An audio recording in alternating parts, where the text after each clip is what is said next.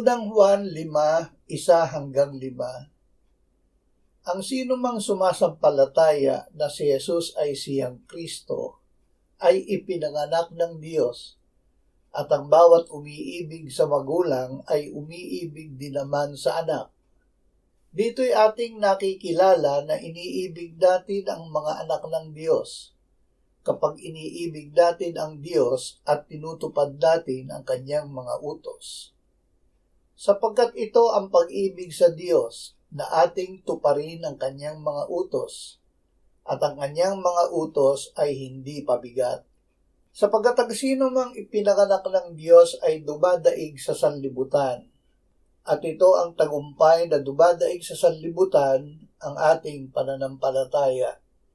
Sino ang dumadaig sa sanlibutan, kundi ang sumasampalatayang si Jesus, ang anak ng Diyos?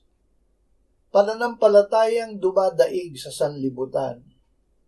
Ang pag-ibig sa Diyos ay pagtupad ng kanyang utos. At ito ang kanyang utos na manampalataya tayo sa pangalan ng kanyang anak na si Jesucristo. Ang sumasampalataya na si Jesus ang anak ng Diyos ay dumadaig sa sanlibutan. Ito ay hindi dahil sa ating sarili, kundi kay Jesus na ating sinasampalatayaan. Sinabi niya, sa sanlibutan ay mayroong kayong kapighatian, ngunit lakasan ninyo ang inyong loob, dinaig ko na ang sanlibutan. Tunay na di nagbabago ang pag-ibig ni